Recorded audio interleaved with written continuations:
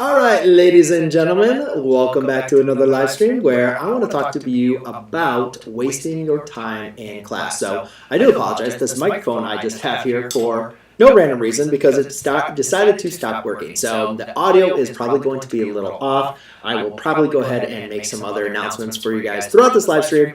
I do apologize. It is what it is. I just have to work with what I have. But if you are not, or if you have a hard time hearing me, or anything like that, then please do let me know. Again, I apologize for everything. Let me go and see built-in microphone. Let me go and see maybe if I can do it here. If you guys are still hearing me, I know this. Let me go and see if this is option B. And this is going to be option A. So let me know if A or B sounds better. Again, this is option A. And this is going to be option B. So go ahead and let me know down in the chat before I start recording and doing a whole lesson on here. So let me go and get those chats over to you guys, A or B. That is what I want to know from you guys. All right. And hey, it's a lunatic. Good to have you on. B. Okay, cool. I will go to B. Can't look. All right, I'm on B. Cool. It's better now. Better. B. Option B. Awesome. Well, hey, good to have you guys on. So, hey, lovely Martinez and Misty, good to have you on. John C. Pudge Gaming. Awesome. B. Go there. Okay, so I had a little fun with this one because I was thinking about wasting time, and I'm like, wow, 43 people already. Yeah, wow, the stream just goes, boom, going up there. Hey, Hunter, I've been struggling with math since 7th grade. I'm in university now, and your videos have really helped me. Thanks for your note. Well, you are very welcome. So happy to be able to help you out. Yeah, I was actually doing a free tutoring session earlier today, which I really enjoy. I wish I could do more free tutoring sessions. I just am against the idea of taking money for tutoring, just because, I don't know, it's in my nature. Obviously, I took money for teaching inside the classroom as my salary, but I just love making videos. I love helping you guys on YouTube, and I am looking forward to getting some new students coming up, but I'm not ready for that yet. But if you guys have some exams coming up, then I will be letting you guys know that there will be some opportunities that I will be looking for some students to help with their math. So if that's something you're interested in, then that's cool. If you're interested in not wasting your time, then I am going to talk about that coming up as well. So hey, Amelia, good to have you on. And then, of course, if you guys absolutely have some questions, feel free to go ahead and drop them down in the chat. And once I kind of go over talking about how you're wasting your time in the classroom, and this is coming from some personal experience from myself, as well as teacher experience from being inside the classroom for 14 years, then I will give you kind of the 5 things that I saw students were wasting their time on. But then if you have any other questions open inside of math, then feel free to add them down below inside the chat, and I will go through your guys' questions with you on there. Do you guys like that trombone in the back? That's the one I actually used in high school. I always like that trombone. Okay, so let's go ahead and, actually, what was I going to tell you? Oh, 1 second.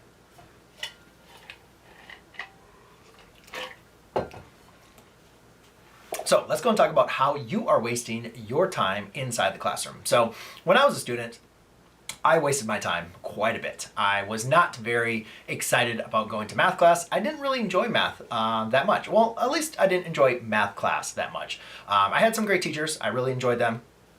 And there was some of this kind of like affection I had for learning mathematics, but actually just going to math class wasn't that fun. So I wasted my time quite a bit. Sometimes I would be drawing, sometimes I would be daydreaming. I never skipped class. I wasn't that type of student, but I did find ways to waste my time. And then as a teacher, I also found that a lot of students, even really smart and good students, were still not taking full advantage of the classroom experience, because I think that's the most important thing that we still have with education is that classroom experience. Online education is awesome. Watching videos from all over the world, from teachers all over the world is awesome, but there's nothing that can replace classroom instruction. However, if you're not taking advantage of your classroom instructions, you are wasting your time. So in this video, that's exactly what I want to talk to you about is 5 different ways that you are wasting your time. And the number one way that I found students are wasting their time. Actually, you know what? It's not so much about wasting time inside the classroom, but just maybe wasting your time of the opportunity that you have. And this first one's a big one. It's probably a huge one. It's probably one that I would say that if you can like overcome this, then you have figured out life, because it's something that we all deal with, and that is comparing yourself to others. I don't care what somebody did last year or what their grade is. You need to be able to focus on yourself. And I think that's one of the hardest things that we need to come up with in like self, actualization, is like understanding understanding we always have to be competing against ourselves, not anybody else. I know we have GPAs and it's so easy to compare our grade to somebody else's, and we have scholarships and going into university and trying to get top of the class and everything like that. But just focus on yourself. Focus on improving. And there was actually a quote by Gary Vee that I loved. He was talking about somebody who was, saying they did better than him or in some kind of thing. And he's like, he just kind of laughed and shrugged it off. He's like, you think you did better with me, or like that I care. He's like, I'm just playing against myself, right? And it's like, that's all I care about. So you can worry about what I'm doing, and he's like, I don't care what you're doing. He's like, I'm only trying to beat myself. I'm not playing against you. I'm playing against myself. And I thought it was such a powerful quote that hit me in such a way that I was like, that's it. Like if we can just focus on improving and focus on doing better against ourselves, it doesn't matter all these external factors that are going on. And I think sometimes that we get so critical on ourselves by what other people are doing, right? We compare ourselves to somebody that maybe has a parent as a math teacher, or has older brothers and sisters that, help them with their homework, or have always been there as support, and maybe we don't have support. And we kind of feel like they're better than us, they're smarter than us, and, they can do things and we can't. And it's just not realistic. It just puts us in a bad mindset that does not help us be more successful in our class. So it's a complete waste of thought time that we have inside of the classroom. And there's not an easy fix, right? It's really something that you have to focus in on daily and improving on. And it's going to be something that, it carries on in all aspects of life. It's just not in class, right? But I think if you can really try to identify the times where you are like, why do I care about what that person said or what that person did or how they're doing? Like, I'm just focusing on beating myself. I think if you can focus on that, you are on the right path to not wasting that. You're on the right path to improving and seeing success. Sorry, I feel like my throat got in there. I got a little passionate on that one. I don't know why I can't swallow. Sorry about that. Okay. So again, if you do have any questions, though, feel free to add them into the chat. I'll get through all of this in there, and then I'll get to your guys' questions in on there. And hopefully my audio is still coming in pretty good from there.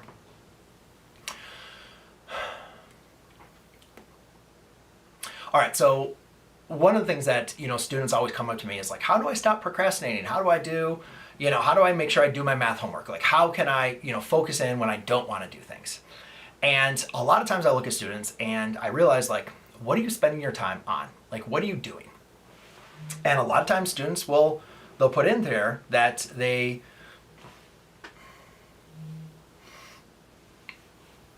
lot of times, students will put in there like, oh, I'm like, taking all these classes, or I always like, and do this work and, do that work. Now, here's the thing. I am a full realist in the idea that you do not need to get all A's or 100% in all of your classes.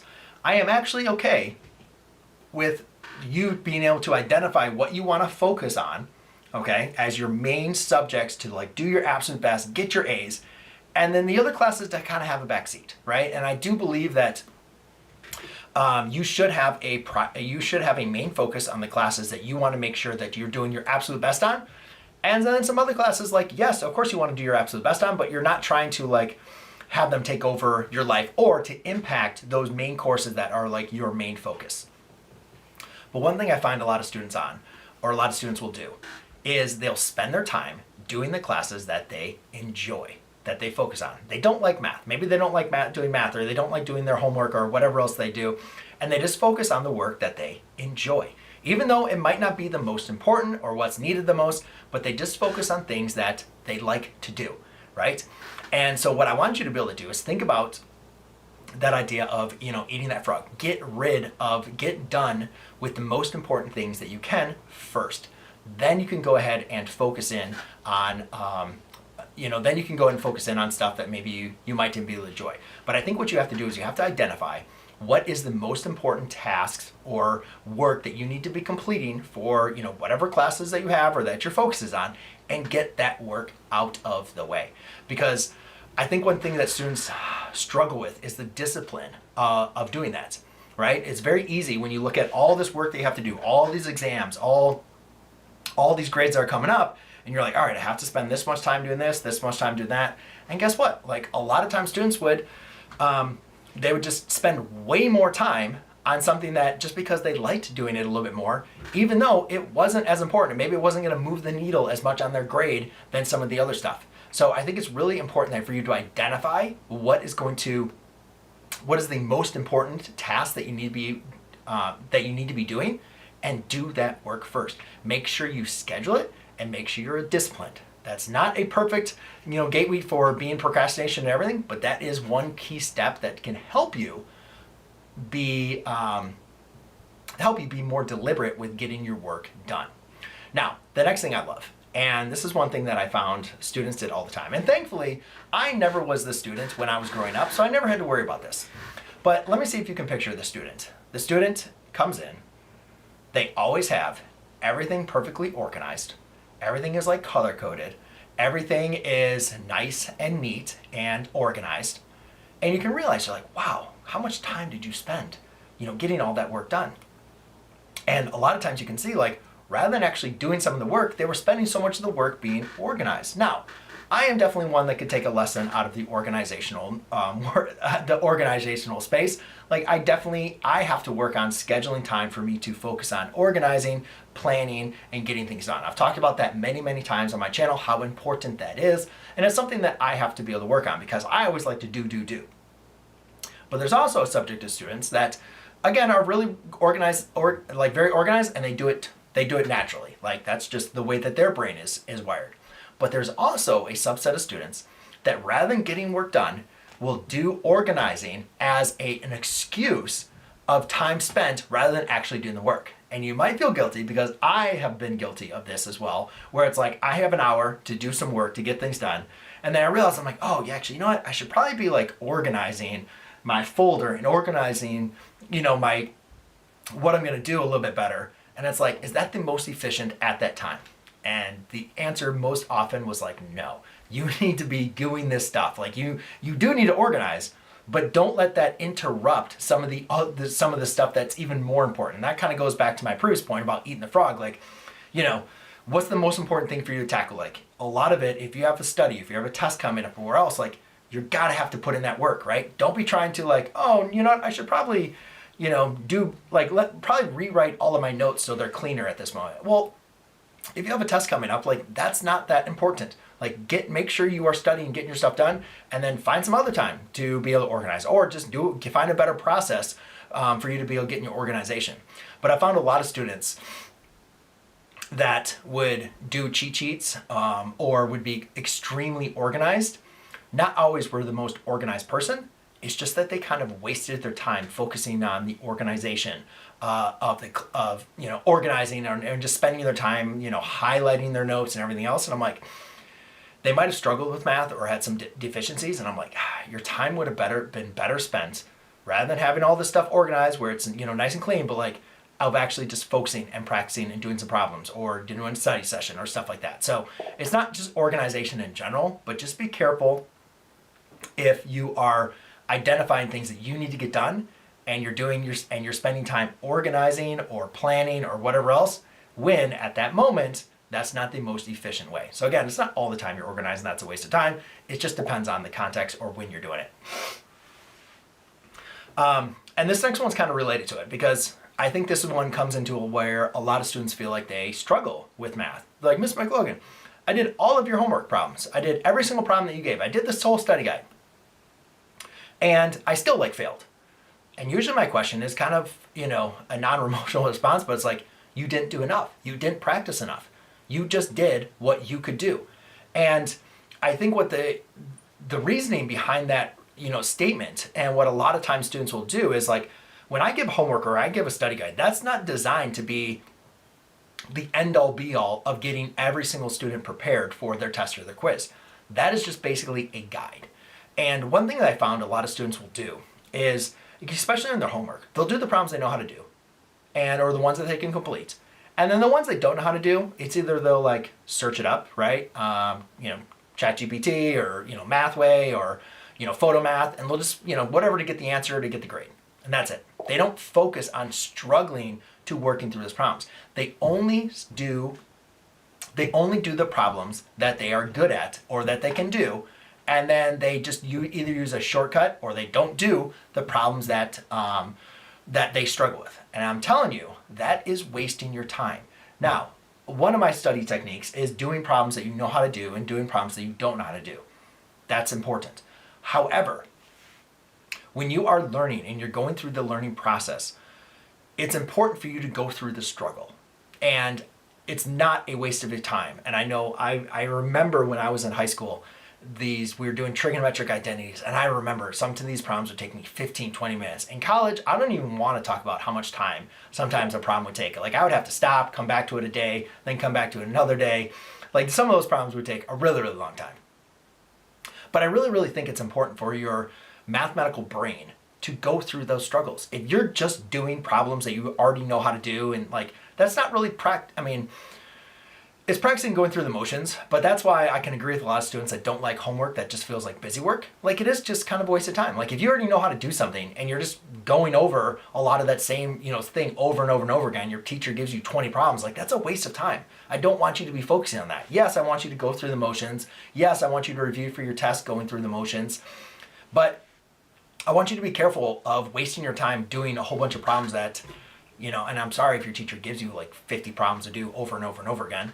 It's a waste of time. I want you to focus on those problems that give you a struggle, that expand you, that challenge you. The going through those problems is what's going to best prepare you for tests and quizzes, as well as best prepare you to fully understand the information. If you're just rewriting, problems that you're just copying notes from your teacher, what they already did, you're not really learning. That's just kind of like going through the motions. And how easily that information is to remember is how easy that information is to be forgotten. So be careful with be careful with wasting your time on doing redundant problems. And again, I'm sorry if your teacher is one of those that gives those problems for your homework. And the last one's a tough one because I don't have an answer, and every single teacher is going to be different. My answer that I did for this inside the classroom was I gave my students all of my notes. Before every single class, I created the notes, I recorded them, I made a YouTube video on it, and I provided the notes online. I don't think, or nor do I want to ask every teacher to be able to do that. I do think in our day and age, that is where a little bit more of where we should be, heading to, like having information, the access to information online is such more prevalent now and more like expected. But it's also difficult. That took me 2 or 3 years to be able to do that and to create that for my students. But what I found is when my last year teaching, I was teaching Algebra 2 and we were doing a different curriculum. And so I didn't have all that information up there. I could definitely see that my teaching style was catered to what I had for pre-calculus, where I had all my content already available. I didn't have to tell students to be writing down notes on the board and stuff like that. I could elaborate on what we were learning. In the Algebra 2 classroom, I couldn't do it, and it was really, really difficult. And to me, it was a waste of time inside the classroom for students to be copying down notes. I hated that. I hated students that had to write down definitions or formulas and all that kind of stuff. I wanted that to be provided to them. And so I know it's not realistic for every student or every classroom, for every teacher to have all their notes posted online ahead of the class.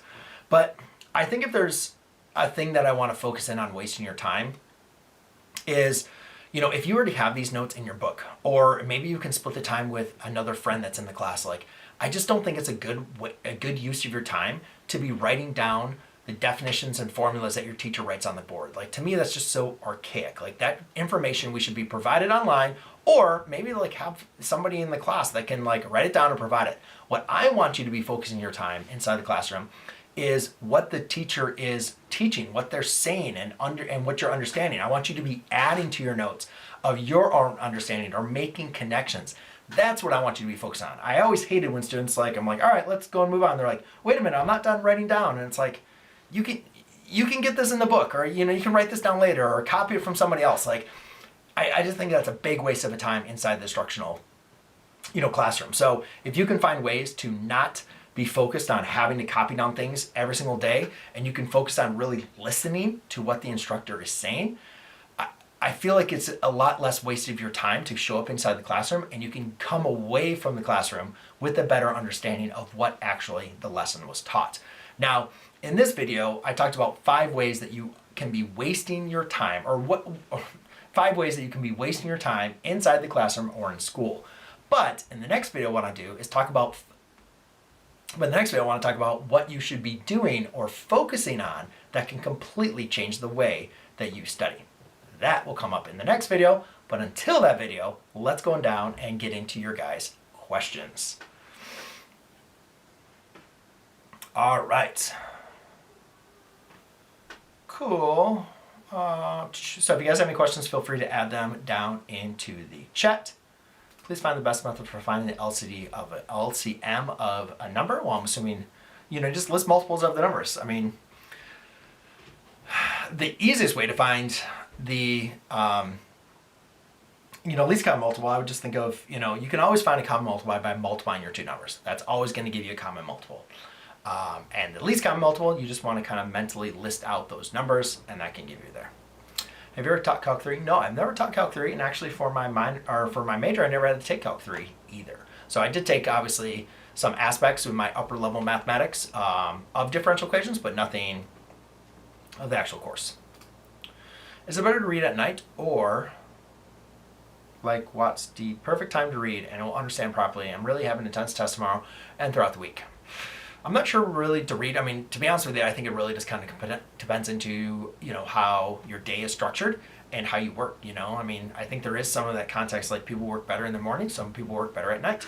To be honest with you, sometimes I work at nights late, and then a lot of times I work in the morning late. I found I can't really be consistent of always doing things in the morning or always doing things late at night. I kind of need a little bit of variety. So I usually kind of work in weeks, usually 2 or 3 weeks I'll do one routine, and then 2 or 3 weeks I'll do another routine. That is just what I have found has worked best for me.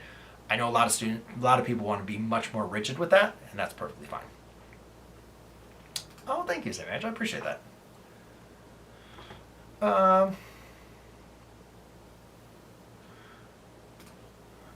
Is it normal to be good at solving things analytically but not so good at word problems? Yes, of course. Word problems take some practice, and I think they also they also take in some different skill sets that you need to be able to apply with the understanding or taking away the math that is embedded into the word problem and being able to understand what it is you need to be able to solve. So there's definitely some skills specifically with word problems that you can understand the math but struggle with actually the word problem. I think it's totally normal. So it takes practice, right? And it takes some different sometimes approaching for you need to understand it. I talked about this in the video. I think procrastinating, I'll just give you 2 tips to stop procrastinating. 1 is whatever needs to get done, whatever's most important, just get it done first. You have to get that done first thing away. Get it out of the way. Eat that frog. I think Brian Tracy, as he used to say, or actually has a book on it. But getting the most important thing done out of the way can help you without procrastination, because then your day can go much more smoother thereon after. The other thing is, have things scheduled, right? Rather than just I need to do this, no, I'm going to do this at this time. So be very deliberate with how you are deciding what needs to get done and when it needs to get done. If I had a quarter for how many times people said that to me, I totally understand. What you have to understand is it's not that you're not bad at math. What has changed is the way that you're now entering kind of upper level mathematics. And so the math has not changed, but what it's done is it's the expectations of for what you need to do to excel in math has changed. So rather than you just being able to understand one concept and move on to the next, right? Pre-calculus expects you to remember all that stuff that you previously were taught and recall it now. And that's difficult for a lot of students. Pre-calculus expects that I can teach you one concept and then you can apply it in many different variations. That's difficult for many students. But what I can tell you as a gift of hope is that once you kind of understand kind of the components of this, that change that you need to make, then everything opens up for you and students usually take off. But that's usually the struggle that students have with pre-calculus. But once they are able to overcome it, once they're able to figure it out, the rest of the year is a breeze. Why do I always do so bad on tests but good on homework? This might sound mean, but you're just not prepared. That's it. So don't just feel like doing homework is a way to prepare you for your test. What I talked about earlier is like you have to challenge yourself. You have to struggle. You have to go through those problems that you're like, I don't understand how to do this. I think when you can over prepare for your test, that is when you'll start seeing you being successful on a test. So don't feel that just doing your homework is sufficient for you to be good at tests. Practice, practice, practice, practice, practice, practice, practice. Okay? AP Calculus, there's a ton of resources for you to, working through the problems that prepare you for the test. I would do as many possible examples every single day. So the cool thing about AP Calculus, the more you go through the lesson or the curriculum, the more of those like end of the year problems you can start doing. I would be doing problems every single day. That's the best way for you to prepare and have success in AP Calculus, in my opinion.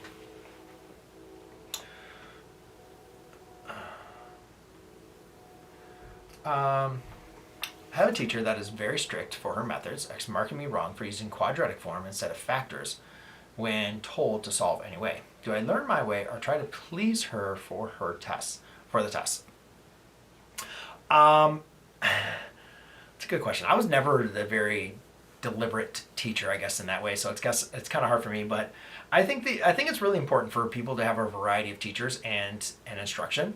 Obviously, if there's something that's mathematically not correct or you believe is sufficient, then I would definitely bring it up to her, or maybe even bring it up to the department head, or maybe your parents or the principal or anything else. But if it is something that she's just being very strict on the ways ahead, but like is following directions and it's not mathematically incorrect, then yeah, you gotta follow through on the way that she's teaching or the way that she's marking. I think it's important. You're not always going to get teachers that you're always going to love or that you're going to learn best from or that you're going to enjoy. But I do think it is important for you to be able to learn and adapt to different people's approach, because that is going to be a skill set that's going to be very important if you own your own business or if you work in a company. Being able to work with different types of people, I think is very, very important. So right now, your teacher is your teacher.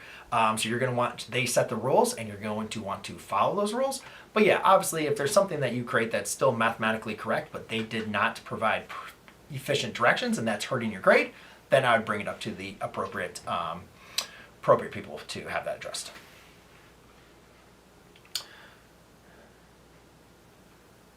How do I stop procrastinating? Just keep on watching this video back and over. Procrastinating. I guess I'm gonna put a question in my community post, and you guys can respond to that. And how you guys respond to that question, I will look into making a video for you guys. But otherwise, I'm gonna end the stream for you guys now, and I'll see you guys all next week. All right, cheers.